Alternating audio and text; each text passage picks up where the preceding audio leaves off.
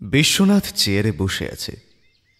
সামনে উল্টো দিকের চেয়ারে যে দুজন বসে রয়েছে সেই দুজনের দৃষ্টি আমার দিকে।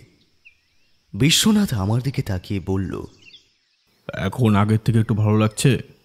এই সময়টা এরকম মাঝে মাঝেই হয়। একে তো বর্ষা, আর বর্ষার সময় তার উপরে দুদিন আপনারা বেরিয়েছিলেন, তখন এই বৃষ্টির জল মাথায় লেগেছে, তাতে ঠান্ডা লাগাটা তো স্বাভাবিক, তাই না? মিস্টার রায়ের কথা শেষ হওয়ার সঙ্গে সঙ্গে আমি একটা হেড শো দিলাম। তারপর পকেটে রাখা রুমালটা বের করে নাকের কাছে মুছে নিয়ে বললাম, আরে না না, সেদিন বৃষ্টির জলে ভিজে বাড়িতে ফিরে স্নান করতে ভুলে গিয়েছিলাম। প্রথম বৃষ্টির জল মাথায় লাগলে ঠান্ডা লাগাটা স্বাভাবিক। আপনি যে কারণে এসেছিলেন সে ব্যাপারটা তো বললেন না এখনো। দেখুন, এই অবস্থায় আমি তো আর যেতে পারছি না। সৌরভের জল কখনো বাড়ছে আবার কখনো কমছে। ডাক্তারকে কাল একবার আসতে বলেছিলাম, তিনি এসে দেখেও গিয়েছেন, কিন্তু আরে তুমি চিন্তা করো না, তাছাড়া হরিদা তো রয়েইছে। হরিদা যখন আছে আমার কোনো চিন্তা নেই, আমি ঘরেই না হয় বিশ্রাম করছি। তাছাড়া একটা খুন যখন হয়েছে তোমার সেখানে যাওয়া উচিত। সৌরভবাবু কিন্তু ঠিক কথাই বলেছেন বিশ্বনাথবাবু। আপনাদের বেশিক্ষণ সময় তো লাগবে না। পুলিশের জিপে আপনাকে নিয়ে যাব, আর পুলিশের জিপে করেই আবার দিয়ে যাব। আসলে প্রথম থেকে ব্যাপারটা আপনি না দেখলে পরে সমস্যা হতে পারে। এমন কিছু সূত্র হয়তো হারিয়ে যেতে পারে যেটা আপনার পরে লাগতে পারত। আর তাছাড়া গোটা ঘরে জিনিসপত্র এদিক ওদিক ছড়িয়ে আছে, একেবারে নোংরা হয়ে আছে। আপনাকে ডেকে নিয়ে যাওয়াটা ভালো বলে ভাবলাম, তাই। বিশ্বনাথ কিছুক্ষণ চুপ করে রইল। তারপর আমার দিকে তাকিয়ে চোখের ইশারায় সম্মতি চাইতে আমি বললাম, আরে ধুর, তুমি কি যে করো না। আমি কি ছোট ছেলে নাকি যে আমার খেয়াল রাখতে হবে? আরে ঠান্ডা লেগেছে, জ্বরটা মাঝে মাঝে বাড়ছে, বুঝতেই পারছি এমনটা হবে দিন কয়েক। ওষুধ খেলে বিশ্রাম নিলে সবটাই ঠিক হয়ে যাবে। আমি বেরোতে পারছি না, এতে আমার খারাপ লাগছে। তবে তুমি যাও, মিস্টার রায় এত করে তোমার জন্য এখানে এসেছে। আমি না গেলেই নয়। বেশ, আমি যাচ্ছি, বুঝলে।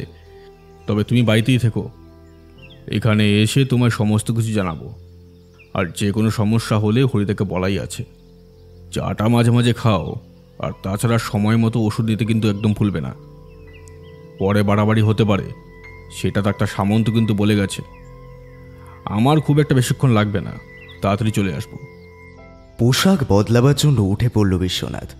মিস্টার রায় বললেন, সৌরভবাবু, খেয়াল রাখুন, নতুন বর্ষার জল এটা, জ্বর বেড়ে গেলে কিন্তু সমস্যায় পড়তে হবে। আমার চেনা এক ভদ্রলোক এবার জ্বরে পড়ে সে এক দারুণ অবস্থা, হাসপাতালে পর্যন্ত দৌড়াদৌড়ি করতে হয়েছে। আমার চেনাশোনা, তাই আমায় যেতেও হয়েছিল। হ্যাঁ। একটা হাসির ভাব আসছিল মিস্টার রায়ের কথা শুনে, সেটা কেমন যেন কেটে গেল। বললাম, আচ্ছা বলুন তো, এই কলকাতা শহরে আপনার চেনাশোনা লোকজন ঠিক কজন আছে? মানে তার মধ্যে খুব কাছের কতজন আর দূরের কতজন? মিস্টার রায় এই সমস্ত কথায় কখনোই প্রত্যক্ষ করে না, সামান্য হেসেই ব্যাপারটা উড়িয়ে দেয়। মাঝে মাঝে মনে হয় তিনি হয়তো এই কথায় সামান্য গর্ব অনুভব করেন, আবার মাঝে মাঝে মনে হয় তিনি যেন লজ্জা পেয়েছেন। আসলে কোনটা তা বোঝা যায় না। তখনই হরিদা আমাদের তিনজনের জন্য চায়ের কাপ রেখে গেল। মিস্টার রায় চায়ের কাপে চুমুক দিতেই বিশ্বনাথ বলল, ও, চা খাচ্ছেন? ঠিক আছে, খান। তাহলে চাটা খেয়েই বেরোই। আচ্ছা, ব্যাপারটা কি সেটা তো ছোট করে একটু বলতে পারেন? একটা খুন হয়েছে। যিনি মারা গেছেন তিনি একজন অবসরপ্রাপ্ত নাবিক। তার বাড়ি এখানে নয় অবশ্য। তিনি এখানে প্রায় বছরখানেক ধরে থাকছিলেন। তার ব্যাপারে আশেপাশের লোকেরা খুব একটা বেশি জানেও না, তবে ঘরের ভেতরে সমস্ত কিছু ছড়িয়ে ছিটিয়ে রাখা, এবং তার মধ্যে একটা কাচের ভাঙা গ্লাস পর্যন্ত পাওয়া গেছে। আঘাত দেখে যা মনে হচ্ছে, ওই কাচের ভাঙা গ্লাস দিয়েই আঘাতটা করা হয়েছিল, আর তার ফলেই মৃত্যু হয়। কারণ গ্লাসের একটা টুকরো তার ঘাড়ের কাছেই পাওয়া গেছে। এখন সমস্যাটা হলো, রাতের বেলা তার বাড়িতে কে এসেছিল এই ব্যাপারটা জানা নেই। তার বাড়িটা কিন্তু ফাঁকা জায়গাতে নয়, আশেপাশে বেশ কয়েকটা ঘরবাড়ি আছে, কিন্তু রাস্তাটা এতটাই জনবহুল যে সে রাস্তায় সন্ধ্যের দিকে যদি কেউ হঠাৎ করে ভদ্রলোকের বাড়িতে এসে ঢোকে তাহলে কারোর চোখে পড়ার মতো ব্যাপারই নয়। ভদ্রলোকের বাড়িটা দোতলা, দোতলাতেই খুনটা হয়েছে। সবথেকে বড় সমস্যার ব্যাপার হলো ভদ্রলোকের বাড়িতে একজন কাজের লোকও থাকে।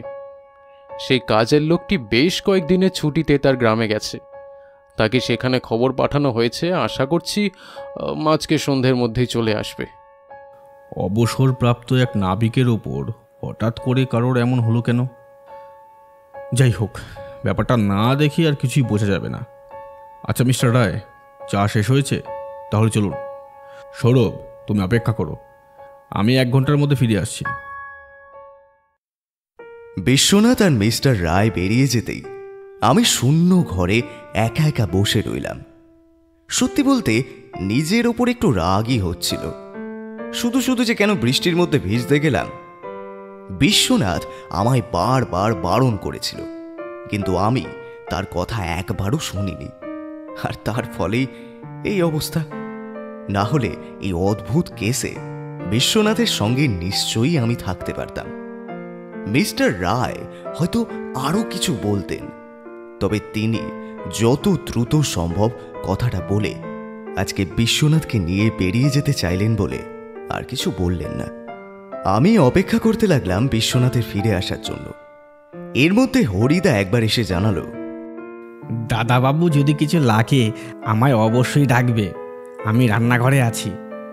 তাকে আশ্বস্ত করে আমি বসার ঘর ছেড়ে আমার ঘরে গিয়ে বসলাম। ভালো লাগছিল না, মাথার ভেতরটা মাঝে মাঝে দপদপ করে উঠছে, জ্বরটা বাড়ছে বুঝতে পারলাম।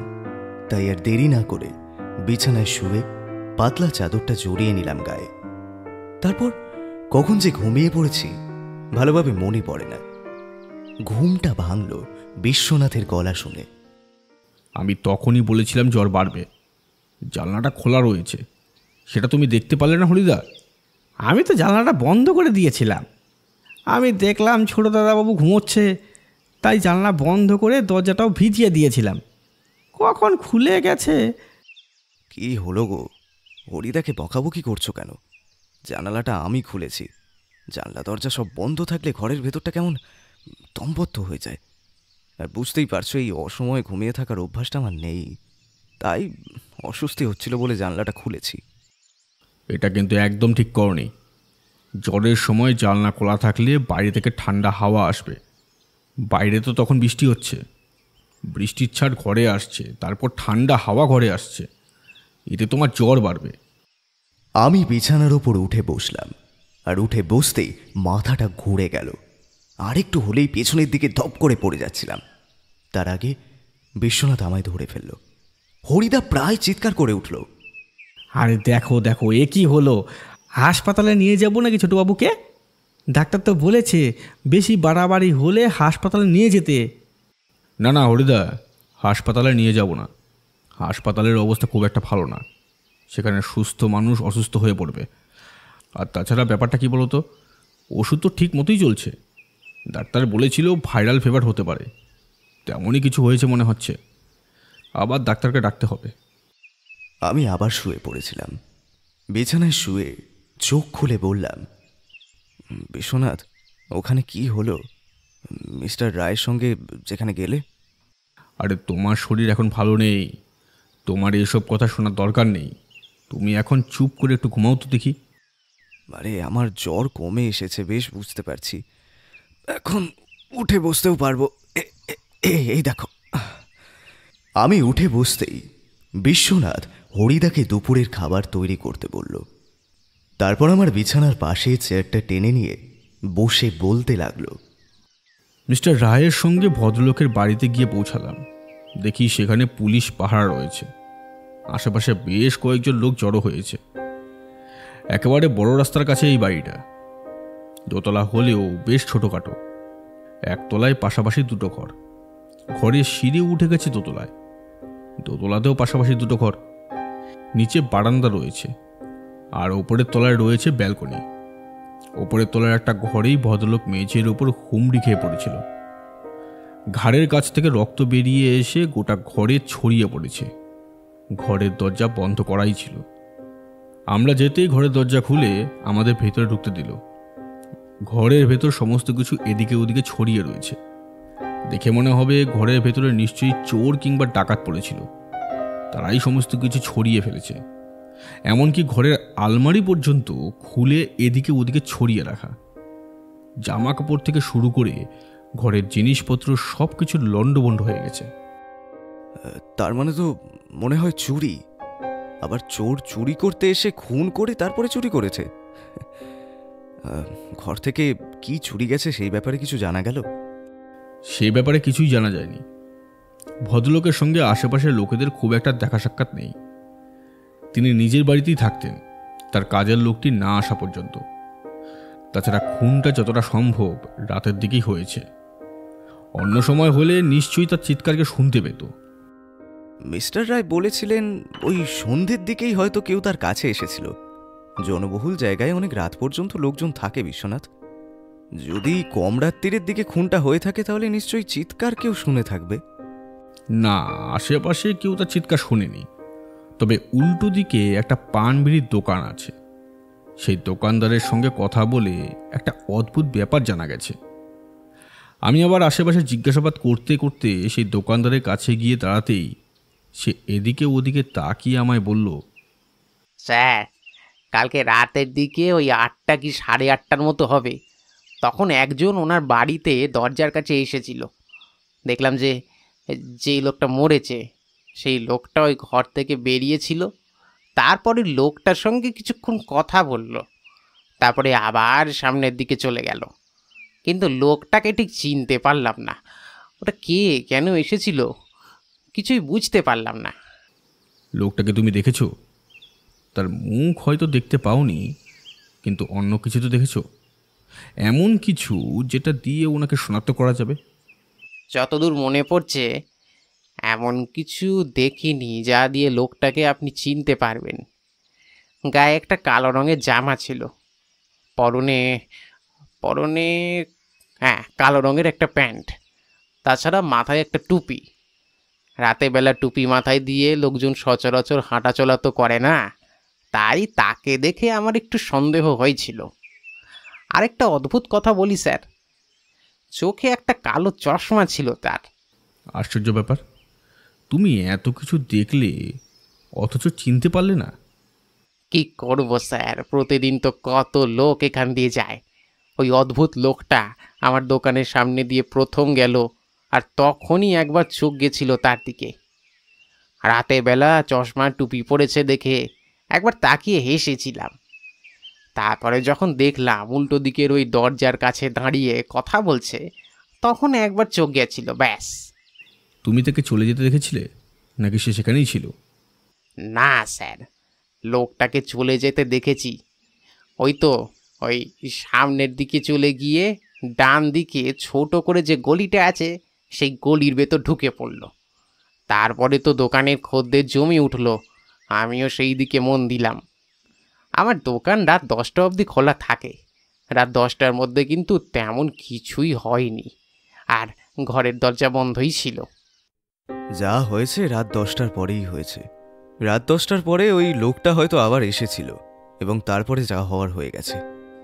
টুপি চশমা মুখোশ পরা এই লোকটাকে আজ প্রায় খানিকক্ষণ আগে ওই এলাকার একটু ভেতরের দিকে একটা পরিত্যক্ত জায়গায় ডোবার কাছে মরে পড়ে থাকতে দেখা গেছে। তাকে একদম কাছাকাছি থেকে মাথায় গুলি করা হয়েছিল। গুলি এক পাশ থেকে ঢুকে অন্য পাশ দিয়ে বেরিয়ে গেছে। বিশ্বনাথের এই কথা শুনে এবার কিন্তু আমি অবাক হলাম। বললাম, আমি তো ভাবলাম এই লোকটি হলো আসল অপরাধী, এই কাজটা এই লোকটাই করেছে, কিন্তু এখন তো ইনি মারা গেছেন দেখছি। অদ্ভুত ব্যাপার তো। দুটো মৃতদেহ পোস্টমর্টমের জন্য পাঠানো হয়েছে। তবে মৃতদেহ দেখে কিন্তু মনে হচ্ছে ওই যে দ্বিতীয় লোকটি, অর্থাৎ কালো চশমা মাথায় টুপি পরা লোকটা, সেই লোকের মৃত্যু আগে হয়েছে এবং যার বাড়িতে আমরা গিয়েছিলাম অর্থাৎ মিস্টার ডেভিড, তার মৃত্যুটা হয়েছে পরে। ভদ্রলোক এখানকার স্থানীয় নন, কিন্তু অন্য কোথাও থেকে হঠাৎ এখানে এসে থাকতে শুরু করলেন। কেন বুঝতে পারলাম না। তাছাড়া মিস্টার রায় তো বলেছিলেন ভদ্রলোক 2 বছর ধরে এখানে আছেন, তাহলে 2 বছর পর হঠাৎ করে এমন কেন হলো? বিশ্বনাথ যেন নিজের মনেই বলে উঠল, এই 2 বছরের মধ্যে মিস্টার ডেভিডের বাড়ির কাজের লোকটি একবারের জন্যও এখান থেকে তার গ্রামে যায়নি। যেই তার কাজের লোকটি এখান থেকে বেরিয়ে পড়ল, তার সঙ্গে এমন একটা ব্যাপার ঘটে গেল। দুটোর মধ্যে কি সত্যিই কোনো সম্পর্ক আছে, নাকি আমি এমনি এমনি ভেবে চলেছি? বিশ্বনাথ কি ভাবছিল আমি জানি না, তবে আমি ভাবছিলাম ওই চশমা পরা লোকটা না হলেও এই কাজের লোকটির সঙ্গে নিশ্চয়ই মিস্টার ডেভিডের মৃত্যুর কোনো সম্পর্ক আছে। সেই হয়তো গ্রামে যাওয়ার নাম করে অন্য কোথাও গিয়ে খবরটা দিয়ে দিয়েছিল যে বাড়ি ফাঁকা আছে, আর সেই ফাঁকে আততায়ীর দল বাড়িতে ঢুকে তাকে খুন করে চুরি করেছে। কিন্তু আমি ভাবছি যদি সেটাই হয়, তাহলে ওই চশমা পরা লোকটা মরল কেন? তাকে কে মারল? একটু পরেই হরিদা এসে দুপুরের খাবার দিয়ে গেল। আমার ঘরেই খাবারের ব্যবস্থা হয়েছে। বিশ্বনাথ খাবার টেবিলে আর আমি ঘরে বসে খেলাম। তারপর ওষুধ খেয়ে আবার বিশ্বনাথ একটু জোর করে ঘুমাতে বলল। যাওয়ার সময় বলল, চিন্তা করো না, কেসের ব্যাপারে কিছু জানতে পারলে তোমায় অবশ্যই জানাবো। তবে তুমি তো জানো, যতক্ষণ পর্যন্ত না আমার অনুমান সত্যি হয় ততক্ষণ পর্যন্ত আমি কোনো কিছুই বলি না। তবে ব্যাপারটা নিয়ে তুমি নিজের মতোই ভাবতে পারো।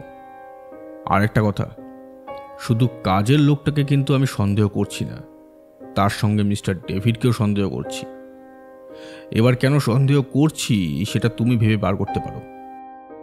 বিশ্বনাথ চলে যেতেই আমি সত্যি ভাবলাম কাজের লোকটিকে সন্দেহ করা যায় দুটি কারণে। প্রথমত, লোকটি বাড়ি থেকে 2 বছর ধরে কোথাও যায়নি, সে যাওয়ার পরেই এমনটা হলো। দ্বিতীয়ত, কাজের লোকটি যে বাইরে বেরিয়ে কাউকে খবরটা দেয়নি তার সম্ভাবনা কোথায়? তাছাড়া আরও একটা প্রশ্ন মাথায় ঘুরছিল যে কি এমন ছিল যার জন্য গোটা ঘর তন্ন তন্ন করে খুঁজতে হলো। সন্ধ্যার দিকে আমার শরীর একটু ভালো লাগতেই বিশ্বনাথের ঘরে গেলাম। দেখি বিশ্বনাথ গম্ভীরভাবে বসে একটা বই পড়ে চলেছে। আমি সামনের চেয়ারে বসে বললাম, আরে কি হলো, কেসটার ব্যাপারে কতদূর এগোলে? সেই সমস্ত ছেড়ে বই পড়ছো যে? কেসের ব্যাপারে খুব বেশি দূর এগোনো যায়নি। কাজের লোকটি এখনো পর্যন্ত এসে পৌঁছায়নি। সে ফিরলেই থানায় খবর দেওয়ার কথা। আশা করছি আজকের মধ্যেই চলে আসবে, কারণ সে নিজেও জানে আজকের মধ্যে না এলে সেও সন্দেহের তালিকায় পড়ে যাবে। আশা করছি কাল সকালে মিস্টার রায়ের কাছ থেকে নতুন কোনো খবর জোগাড় হবে, তারপরে এই ব্যাপারে এগোতে হবে। ততক্ষণ আর কি করি? আমি হতাশ হয়ে বললাম, আমি এদিকে ভেবে চলেছি মিস্টার ডেভিড এবং ওই চশমা পরা লোকটিকে কে মারল, এদিকে তুমি নিশ্চিন্তে বই পড়ে চলেছ। বেশি ভেবো না। তদন্তের ক্ষেত্রে সব সময় একটা প্রমাণ কিংবা একটা সূত্র প্রয়োজন। সব সময় হাতড়ে বেড়ালে সূত্র খুঁজে পাওয়া যায় না। ঘরের মধ্যে কিছুই পাওয়া যায়নি। ওই যে কাচের গ্লাসের টুকরো দিয়ে খুন করা হয়েছে, সে কাচের গ্লাসে যদি হাতের ছাপ পাওয়া যায়, তাহলে সেই হাতের ছাপের সঙ্গে তুমি কার হাতের ছাপ মেলাবে? কাজের লোকটি। এতটা কাঁচা কাজ কেউ করবে না। যদি কেউ খুন করতে চায় তাহলে সে কিন্তু নিজেকে আড়াল করেই খুন করার চেষ্টা করবে। আর তাতে হাতের ছাপ পেলেও তুমি যার হাতের ছাপ পাবে তাকে গোটা কলকাতা শহরে খুঁজতে গেলেও তোমার অনেক সময় লেগে যাবে। তাই বন্ধু, ধীরে। কিন্তু তোমার তদন্তটা কোথা থেকে এগোচ্ছে বলো তো? মিস্টার ডেভিডের কাজের লোকটি এলে না হয় তার কাছ থেকে নতুন তথ্য জানা যাবে, কিন্তু এই যে চশমা পরা লোকটি এবং দুজনেই একই দিনে খুন হলেন কেন, সে বিষয়ে কিছু বুঝতে পারলে?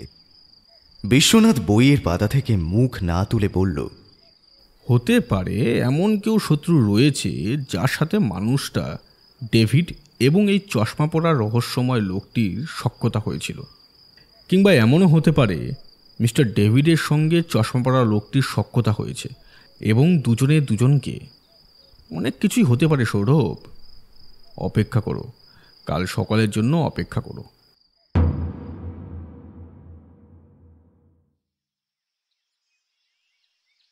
মিস্টার রায় বসে আছে, তার পাশে বসে আছে একটি লোক। দেখে একটু বয়স্কই মনে হচ্ছে।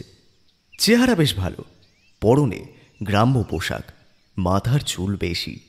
বাকি সমস্ত কিছুতে একটু গ্রাম্য কায়দা থাকলেও বোঝা যায় যে শহরে বেশ এতদিন থাকা হয়েছে বলে সব আদব কায়দা খানিকটা লব্ধ করতে পেরেছে। এবার বিশ্বনাথ কিছু বলার আগেই লোকটা বলে উঠল, ব্যাপারটা সেটা নয়, আসলে আমার সত্যি যাবার প্রয়োজন ছিল। আপনারা চাইলে আমার বাড়িতে কথা বলতে পারেন। আমার স্ত্রীর শরীর অসুস্থ হয়েছিল, তাই আমি গিয়েছিলাম। সেখানে গিয়ে তাকে হাসপাতালে ভর্তিও করতে হয়। তাড়াতাড়িতেই আমার এখানে চলে আসতে হয়েছিল। আপনি ফোন করলেই সেটা জানতে পারবেন। যে কেউ গিয়ে হাসপাতালে খোঁজ নিলেও বুঝতে পারবেন। দেখুন, আপনাকে আমরা সন্দেহ করছি না। আপনি যে মিথ্যে বলছেন না তার খোঁজ এর মধ্যে আমরা পেয়ে গেছি। আপনি যখন ওখান থেকে এখানে আসার জন্য বেরিয়ে পড়েছেন তখনই সেখানকার পুলিশ আপনার খোঁজ নিয়েছে। কিন্তু একটা কথা তো আমরা বুঝতে পারছি না, আপনি যেই দিন এখান থেকে গেলেন তারপর খুনটা হলো। মিস্টার ডেভিড যে বাড়িতে একা থাকবে এই কথাটা আপনি ছাড়া আর কে জানতো? জানতো না কেউ, কারণ মিস্টার ডেভিডের সঙ্গে খুব বেশি কারোর কথাবার্তা হয় না। তবে মাঝে মাঝে একজন লোক তার কাছে আসতো, এবং সে আসতো ওই সন্ধ্যের দিক করেই। লোকটা ঘরে এসে ওপরের একতলায় বাবুর ঘরে চলে যেত। তবে লোকটার মুখ আমি কখনো দেখিনি, কারণ লোকটার চোখে একটা কালো চশমা থাকতো, আর তার মাথায় থাকতো একটা কালো টুপি। সারা গায়ে কালো রঙের পোশাকও থাকতো, তাই তাকে দেখা আমার পক্ষে কখনোই সম্ভব হয়নি। তোমার জানা উচিত যে লোকটির বিবরণ তুমি দিচ্ছ সেই লোকটিকে কিন্তু কাল বিকেলের দিকে মৃত অবস্থায় ওই এলাকার পাশে একটা পরিত্যক্ত স্থানে পাওয়া গেছে, এবং তার খুনটা হয়েছে রাতের দিকে যখন মিস্টার ডেভিডের মৃত্যু হয় ঠিক তার সামান্য আগেই তারও মৃত্যু হয়েছে। এই কথায় লোকটা একটু অবাক হলো। তারপর টেবিলের ওপর দুটো হাত রেখে মাথা নিচু করে বসে থাকলো কিছুক্ষণ। তারপরে বলল, আমি জানতাম এমন কিছুই একটা হবে। বাবুকে আমি বেশ কয়েকবার বারণও করেছিলাম। ওই জিনিসটা যদি বাবু দিয়ে দিত তাহলে আর এত কিছু হতো না। কোন জিনিসটা বলো তো? তোমার বাবুর কাছে দামি কিছু ছিল কি? তাহলে সেটা বোধহয় অপরাধী নিয়ে গেছে, কারণ ঘরের ভেতরে সব কিছু ছড়িয়ে ছিটিয়েছিল। ওটাও অপরাধী নিয়ে যেতে পারবে না, কেউই নিয়ে যেতে পারবে না। এতদিন ধরে তো আমি অন্তত এই বাড়িতেই রয়েছি, তাও প্রায় 2 বছর। আমি নিজেও জানি না যে ওটা কোথায় আছে। জিনিসটা কি? বাবুর কাছে একটা দামি জাহাজ আছে। এই কথায় মিস্টার রায়, বিশ্বনাথ, এমনকি আমিও অবাক হয়ে গেলাম। হরিদা অনেকক্ষণ আগেই 4 কাপ চা দিয়ে গেছে। লোকটা এবার চায়ের কাপে একটা লম্বা চুমুক দিয়ে একটা স্বস্তির নিঃশ্বাস ফেলে বলল, এই কথা আমায় কখনো বলতে হবে তা আমি ভাবিনি। বাবু আমায় নিজেই বারণ করেছিল এই কথা কখনোই না বলতে। বাবু মাত্র একবার আমায় জাহাজটা দেখিয়েছিলেন, এবং তখনই আমায় সাবধান করে দিয়েছিলেন। কিসের জাহাজ? আজ থেকে প্রায় 2 বছর আগে যখন বাবু এখানে আসে তখন এখানের এই মিউজিয়াম থেকে একটা জাহাজ চুরি হয়েছিল। জাহাজটা খুব বেশি বড় নয়, লম্বায় প্রায় ওই 1 হাতের মতো হবে, কিংবা তার চেয়ে একটু কম। গোটা জাহাজটা সোনার তৈরি, এবং সেই জাহাজটা একটা নাম করা জাহাজের অনুকরণ হিসাবেই তৈরি করা হয়েছিল। সেই জাহাজে সোনা ছাড়াও অনেক দামি পাথরও বসানো হয়েছে। রুলাস, আমার মনে আছে, কারণ সেই সময় এই জাহাজের সেই মডেলটা নিয়ে বেশ হইচই পড়ে গিয়েছিল চারপাশে। কলকাতা মিউজিয়ামে সেই মডেলটা আনা হয়েছিল, কিন্তু সেখান থেকেই কিভাবে যেন জাহাজটা চুরি হয়ে যায়। তবে আসল কথা হলো যে মডেলটা বাইরে আনা হয়েছিল সেটা আসল জাহাজের মডেল নয়, সেটা ছিল ফার্স্ট কপি। মানে আসল জাহাজটা যার কাছে ছিল তার কাছে এখনো রয়ে গেছে। তবে ফার্স্ট কপি জাহাজের গোটা সোনা এবং দামি পাথর দিয়ে তৈরি হয়েছিল। জাহাজের সোনাটা ছিল আসল, এবং সেই জাহাজ আমি নিজের চোখেই দেখেছি। অবিশ্বাস্য। উপেনবাবু, আপনি জানেন না আপনি কি বলছেন। আপনি বলছেন ওই জাহাজটা আপনার মানে মিস্টার ডেভিডের কাছে ছিল? উপেন নামের লোকটি অদ্ভুতভাবে তাকালো বিশ্বনাথের দিকে। তার মুখে একটা ক্লান্তির ছাপ, আর সঙ্গে একটা কেমন যেন বিস্ময়। ওই জাহাজটা আমার বাবুর বাড়িতে এখনো আছে। ওটা খুঁজে বের করে নিয়ে যাওয়া কোনো সাধারণ অপরাধীর পক্ষে সম্ভব নয়। যারা একই দিনে দুজনকে খুন করতে পারে তারা কখনই সাধারণ অপরাধী হতে পারে না উপেনবাবু। তাছাড়া আপনার বাবুর ঘরের সমস্ত কিছু এদিক ওদিক ছড়িয়ে লণ্ডভণ্ড হয়েছিল। সেখানে যদি ওই জাহাজটা থেকেও থাকে তাহলে এখন সেটা আর নেই। কিন্তু জাহাজটা যে ওখানে ছিল না আমি হলফ করেই বলতে পারি। জাহাজটা ওখানে থাকতে পারে না। আচ্ছা উপেনবাবু, আপনার কথা শুনে কিংবা দেখে তো মনে হচ্ছে না আপনি গ্রাম্য কোনো লোক। বেশ বোঝা যাচ্ছে আপনার বেশ শিক্ষা রয়েছে। তাছাড়া কথাবার্তা আপনার বেশ মার্জিত। আমি উচ্চ মাধ্যমিকের পর কলকাতায় এসে একটা কলেজে ভর্তি হয়েছিলাম।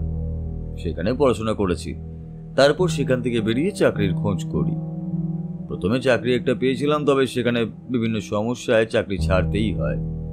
তারপরেই 2 বছর আগে আমার সঙ্গে দেখা হয় মিস্টার ডেভিডের। কলকাতার ডকের কাছেই দেখা হয়েছিল আমার তার সাথে। মিস্টার ডেভিড রিটায়ার করার আগে নাবিক ছিলেন, তাই তিনি মাঝে মাঝে ওখানে যেতেন। সেখানেই তার সঙ্গে পরিচয় হওয়ার পরে তার সঙ্গে আমি চলে আসি। থাকা, খাওয়া এবং বাড়ির সমস্ত কাজের কথা তিনি আমায় বলেন, এবং যে টাকাটা তিনি আমায় দিতেন সে টাকাটা নেহাত কম নয়। তার সমস্তটাই আমি প্রতি মাসে আমার বাড়িতেই পাঠিয়ে দিতাম। বছরখানেক আগে আমার বিয়ে হয়েছে। সেখানে আমার মা, বাবা, বউ সকলেই আছে। সে টাকায় তাদের বেশ ভালোভাবেই চলে যেত। এছাড়া মিস্টার ডেভিড কখনোই আমার সঙ্গে কাজের লোকের মতো ব্যবহারও করতেন না। রান্না বান্নাও মাঝে মাঝে তিনি নিজেই করতেন। বাড়ির অন্যান্য কাজ করার জন্য একজন কাজের লোক ছিল, তবে আমি পরবর্তীতে তাকে ছাড়িয়ে দিতেই বলেছিলাম, কারণ মিস্টার ডেভিড সহজে কারোর সঙ্গে মানিয়ে নিতে পারতেন না। কিন্তু আপনার সঙ্গে মানিয়ে গেল কি করে? বিশ্বনাথবাবু, বোবা আর কালের কোনো শত্রু হয় না, সে কথা তো নিশ্চয়ই আপনি জানেন। মিস্টার ডেভিড একটু রাগী প্রকৃতির মানুষ, তবে তার মনটা খুবই ভালো। তিনি রাগের মাথায় আমায় মাঝে মাঝে অনেক কিছুই বলে থাকতে পারেন, তবে রাগ কমে গেলে আবার নিজেই তার জন্য ক্ষমাও চাইতেন। আমার প্রয়োজন একটা কাজ আর বাড়ির জন্য টাকা, তাতে এটুকু আমার পক্ষে সহ্য করে নেওয়া খুব একটা সমস্যা ছিল না। এই বাজারে মানুষ চাকরি না পেয়ে কত কিছুই না করছে, আর এটুকু তো সামান্য। তাহলে আমাদের এখন কি করা উচিত? ভদ্রলোকের কাছে যদি সত্যিই 2 বছর আগে কলকাতা মিউজিয়াম থেকে চুরি হওয়া সেই সোনার রসুল জাহাজের ফার্স্ট কপি থাকে, তাহলে সেটা তো আমাদের খুঁজে বের করতে হবে নাকি? বাবুর ঘরেই কোথাও জিনিসটা আছে তা আমি জানি, তবে একবার ছাড়া আর কখনো সেটা দেখার চেষ্টাও আমি করিনি। কিন্তু এত সহজে সেটা কেউ খুঁজে বার করতে পারবে না, এটুকু আমি বলতেই পারি। আচ্ছা, যে লোকটা আপনার বাবুর সঙ্গে দেখা করতে আসতো তার ব্যাপারে আপনি আর কিছু জানেন? না, তার ব্যাপারে এর থেকে বেশি আর কিছুই জানি না। তবে ওই লোকটার সঙ্গে যে বাবুর বেশ ভালো সম্পর্ক ছিল সেটা বুঝতে পারছি। তবে আগেই বলেছি, বাবুর মেজাজ গরম, তাই ওই লোকটির সঙ্গে মাঝে মাঝে ঝামেলা হয়ে যেত। তবে ওরা যে মাঝে মাঝে জাহাজটার ব্যাপারে কথা বলতো সেটাও জানি। জাহাজটা কোথায় আছে সেটা লোকটা জানতে চাইতো। তার মানে ওই চুরি যাওয়া জাহাজের ব্যাপারে ডেভিড ছাড়া ওই লোকটাও জানতো। কেন জানি না মনে হচ্ছে ওই জাহাজের ব্যাপারে শুধু দুজনই জানতো না, জাহাজের চুরির ব্যাপারেও এই দুজন জড়িয়ে থাকতে পারে। না হলে ওই জাহাজটা তারা এভাবে কেন লুকিয়ে রাখবে? তবে তৃতীয় লোকটি, সেও কি জাহাজের চুরির ব্যাপারে জানতো? মিস্টার রায় উঠে দাঁড়ালেন, বললেন, আমার মনে হয় এই 2 বছর আগে ওই রোসেল জাহাজের চুরির সময়, মানে মডেলের চুরির সময়টায় বেশ একটা হাঙ্গামা হয়েছিল। বেশ কিছু লোকজনের এই বিষয় নিয়ে জেরাও করা হয়েছিল। পুলিশ অনেক চেষ্টা করেও কিন্তু কিছু উদ্ধার করতে পারেনি। সেই ফাইলপত্রগুলো একবার ঘেঁটে দেখলে হয়তো কিছু হলেও হতে পারে। বাবু আমায় নিজেই বলেছিলেন যে ওই জাহাজটা তার নিজের টাকা দিয়েই কেনা, তবে সেটা যে চুরির জিনিস সেটা সত্যি আমি জানতাম না, আজই জানতে পারলাম। আমার মনে হয় আপনার আরও অনেক কিছু জানার বাকি আছে উপেনবাবু। মিস্টার রায়, একটা কাজ করুন, জাহাজের ব্যাপারে খোঁজখবর করতে থাকুন, আর উপেনবাবুকে পুলিশের জিম্মায় যদি রাখা যায় আসলে এখানে তো ওনার থাকার মতো তেমন কোনো ব্যবস্থা নেই। তাছাড়া উনি বাড়িতে ফিরে গেলেও হবে না, বিভিন্ন কারণে তাকে প্রয়োজন হতে পারে। কাল সকালে আমরা একবার ডেভিডের বাড়িতে আবার যাব। বিশ্বনাথ, আমার শরীর কিন্তু এখন আগের থেকে ভালো হয়েছে। কাল সকালে যদি আমার শরীর ভালো থাকে তাহলে আমি কিন্তু তোমার সঙ্গে যাচ্ছি। তুমি কিন্তু আমায় বারণ করবে না। বিশ্বনাথবাবু, সৌরভবাবু কিন্তু এই কেসের ব্যাপারে থাকতে না পেরে বাড়িতে থাকতে থাকতে কেমন যেন অধৈর্য হয়ে পড়েছেন। দেখা যাক কাল সকালে কি হয়। সেদিনটা গোটা রাত বেশ ভালোভাবেই ঘুম হলো। ডাক্তার আরেকবার এসেছিল, নতুন একটা ওষুধ দিয়ে গেল। যাওয়ার পরে মনে হলো শরীরটা আগের থেকে সামান্য ভালো। পরের দিন সকালে ঘুম ভাঙার পরে ঝরঝরে লাগলো, মাথার ব্যথাটাও কমেছে। একটা চাপের মতো ভাব বুকের কাছে জমেছিল, সেটাও কমে গেছে। তাই চা খেয়ে যখন তৈরি হলাম তখন বেশ ঝরঝরে লাগছিল। একটু পরেই মিস্টার রায় চলে এলেন। তার সঙ্গে আগের দিনে সেই লোকটি অর্থাৎ উপেনবাবু রয়েছে। উপেনবাবুর মুখটা সামান্য গম্ভীর। আমরা সোজা গিয়ে পৌঁছালাম ডেভিডের বাড়িতে। আশেপাশের লোকজন বেশ ভিড় করল, তবে পুলিশের কনস্টেবল থাকায় তাদের ভিড় সরাতে বেশি সময় লাগলো না। দরজার কাছে একজন কনস্টেবলকে দাঁড় করিয়ে রেখে আমরা ভেতরে ঢুকে গেলাম। দেখা গেল একতলা একটা ঘরে উপেনবাবু নিজে থাকতেন। ঘরে নিয়ে গিয়ে তিনি সমস্ত কিছু দেখালেন। তারপর সিঁড়ি দিয়ে উপরে উঠে দোতলায় যে ঘরে খুন হয়েছে সেই ঘরে প্রবেশ করলাম। সমস্ত কিছু এখনো আগের মতোই রয়েছে। কিছু কিছু জায়গায় পুলিশের সাদা চক দিয়ে গোল করে দেওয়া আছে, তবে সেই সমস্ত জায়গা ভালোভাবে বাঁচিয়ে দিয়ে আমরা ঘরের ভেতর ঢুকে দাঁড়ালাম। বিশ্বনাথ বলল, উপেনবাবু একবার সেই জাহাজটা দেখেছিল মিস্টার ডেভিডের হাতে, এবং একবার বাইরে থেকে জাহাজটা দেখে ফেলেছিল এই ঘরের মধ্যে। অর্থাৎ এই ঘরের মধ্যেই কোথাও সেই জাহাজটা রাখা আছে। ঘরের অবস্থা দেখতে পাচ্ছেন তো? তন্ন তন্ন করে খুঁজেছে, জাহাজ থাকলেও অপরাধী ঠিক নিয়ে গেছে সেটাকে।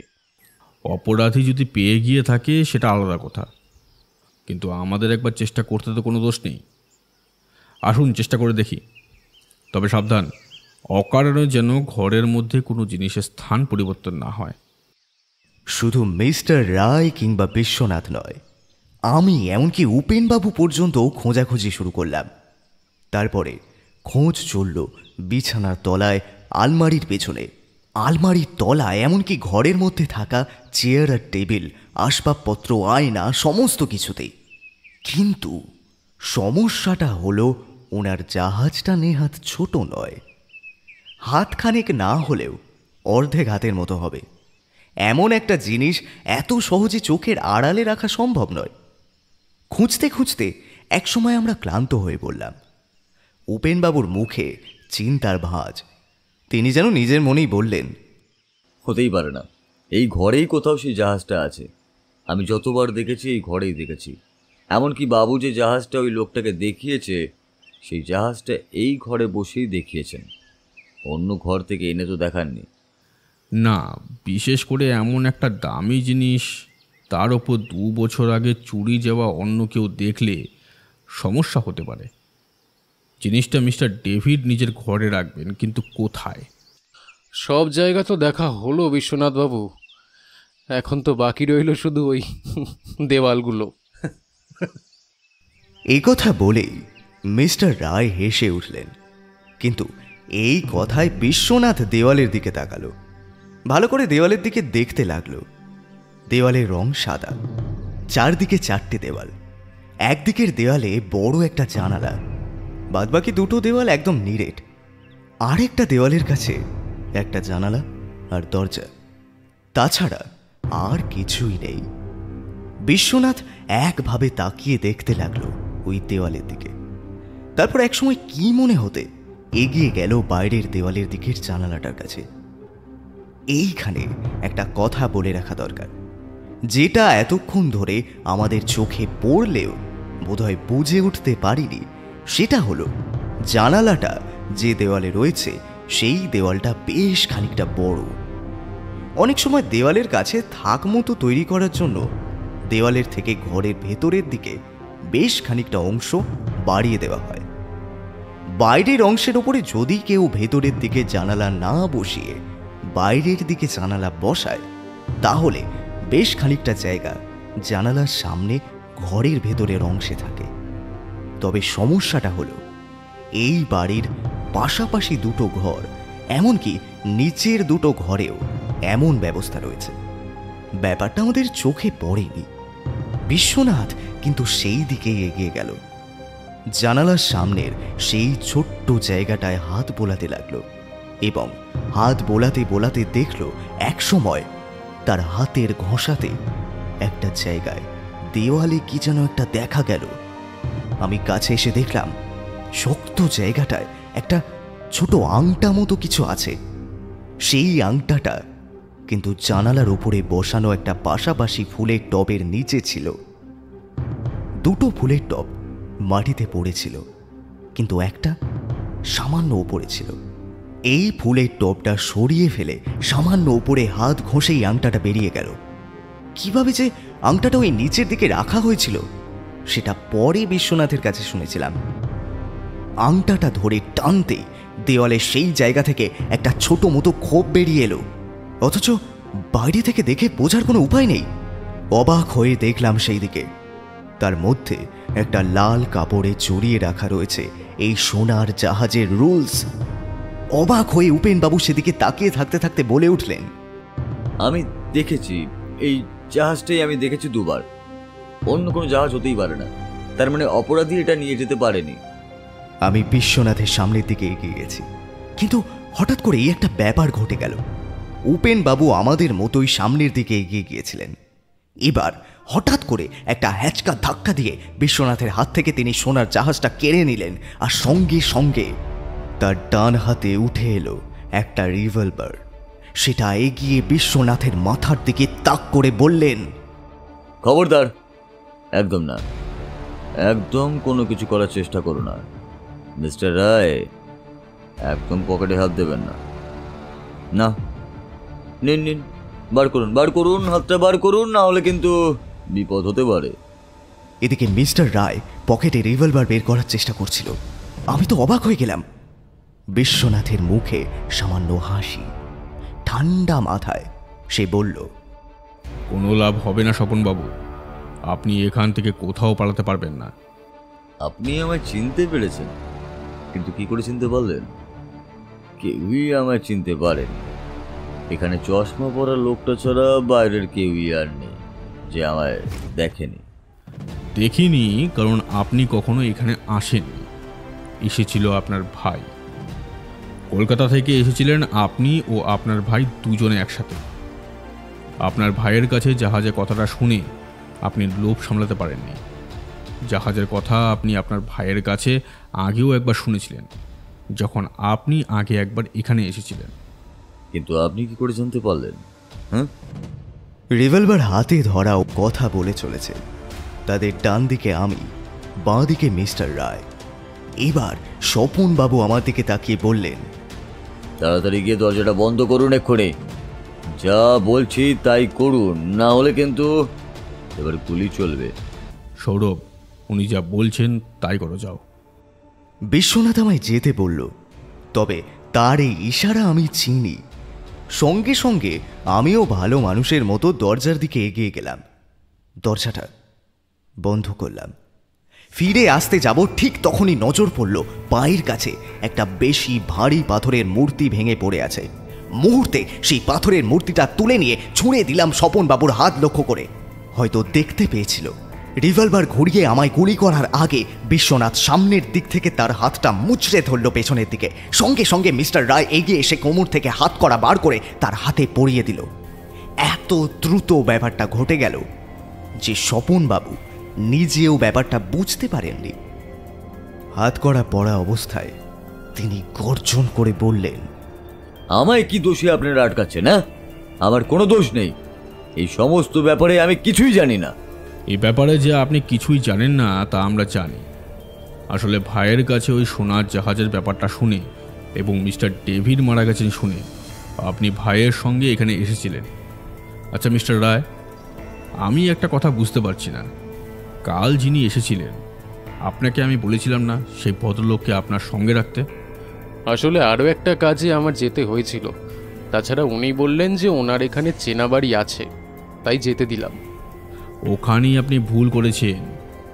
আমার মনে হয় উপেনবাবুর স্ত্রীর শরীর আরও বেশি খারাপ হয়েছে, তাই তাকে চলে যেতে হয়েছে, বা উপেনবাবু বুঝতে পেরেছেন এই ব্যাপারে খুব বেশি তার প্রয়োজন নেই, তাই তিনি ভাইকে পাঠিয়ে দিয়েছেন এখানে এবং নিজে চলে গেছেন বাড়িতে।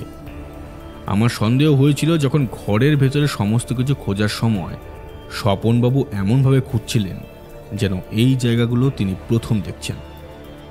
এমন এমন জায়গায় জাহাজটা খুঁজছিলেন যেখানে থাকার কথাই নয়, অথচ উপেনবাবু এই বাড়িতে প্রায় 2 বছর আছেন।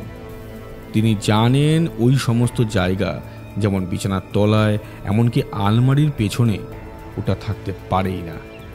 কিন্তু আসল অপরাধী কে? জাহাজ যখন পাওয়া গেছে, আসল অপরাধী কেউ পাওয়া যাবে। যেদিন সোনার জাহাজ চুরি হয়েছিল সেদিন কলকাতা মিউজিয়ামের ওই ঘরে মিস্টার ডেভিড এবং তার সঙ্গে তার 2 জন বন্ধু উপস্থিত ছিল। আমি খোঁজ নিয়ে জানতে পেরেছি তাদের মধ্যে একজনকে ওই জাহাজের আশেপাশে একটু বেশিই দেখা গিয়েছিল এবং পুলিশ তাকে গ্রেফতার করে। বাকি 2 জন ছাড়া পেয়ে যায়। সেই একজনের মুক্তি হয়েছে প্রায় মাস 3 আগে। তার মানে 2 বছর আগে এরা 3 জনে মিলে চুরিটা করেছিল।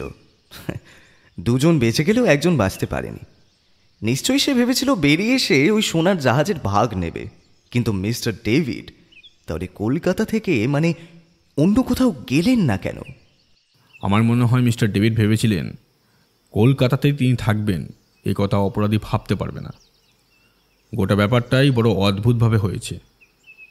মিস্টার রায়, চলুন উপেনবাবুর ভাইকে আপাতত পুলিশের কাছে রাখা যাক, আর যে থানায় ছিল তাকে জেরা করলেই আশা করি সমস্ত কিছু বেরিয়ে আসবে। আমরা বাড়ি ফিরে গেলাম। মিস্টার রায় স্বপনবাবুকে নিয়ে চলে গেল।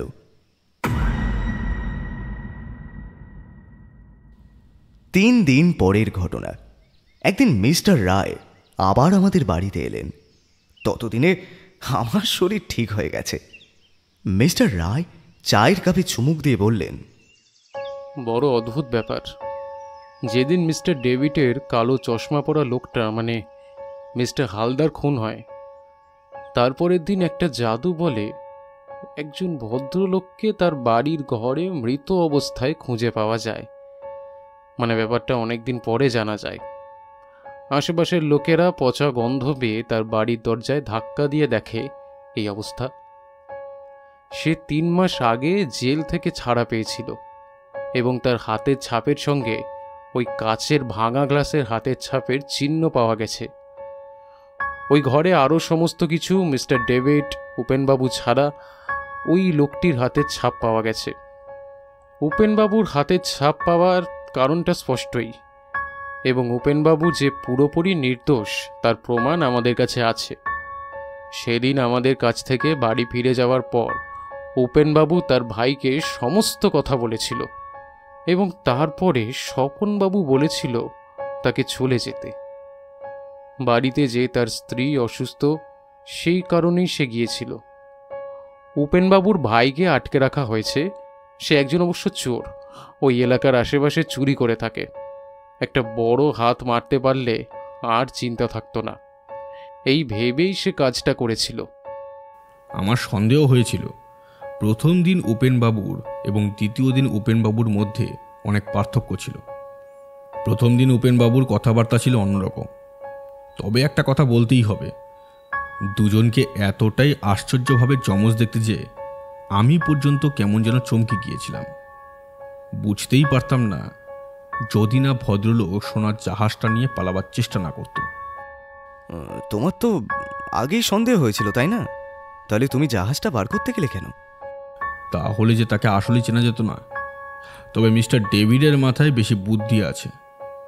সেই ফুলের টপটা সরিয়ে ফেললেও সহজেই অংশটা খুঁজে বার করা যায় না, কারণ ওখানে জানালার সামনের জায়গায় সিমেন্ট দিয়ে এমনভাবে জায়গাটা তৈরি করা হয়েছে যে হাত দিয়ে না ঘষলে কিংবা কোনো কিছু দিয়ে না টানলে আংটাটা উঠে আসবে না, সেটা তলাতেই থাকবে। মনে হবে যে জায়গাটা সিমেন্ট ফেটে ছোটো মতো গর্ত হয়ে গেছে। কিন্তু মিস্টার ডেভিড যদি তার বুদ্ধি ভালো কাজে লাগাতো তাহলে হয়তো অন্য কিছু হতেও পারত। কিন্তু তিনি হঠাৎ করে কেন ওই জাহাজ চুরি করতে গেলেন সেটা কিন্তু জানা যাবে না। তার কারণ সে চুরির সঙ্গে থাকা 3 জনই আজ আর নেই। আমি এই কথার উত্তর করলাম না। একটু পরেই মিস্টার রায় বেরিয়ে গেলেন। ভাবতে লাগলাম, সত্যি কত অদ্ভুত অদ্ভুত কেস আসে। প্রথমে মনে হয়েছিল সামান্য খুন, তারপরে দেখা গেল 2 বছর আগের কলকাতা মিউজিয়াম থেকে চুরি যাওয়া সেই বিখ্যাত জাহাজের প্রথম মডেল কিংবা ফার্স্ট কপি রুলসের সোনার জাহাজ।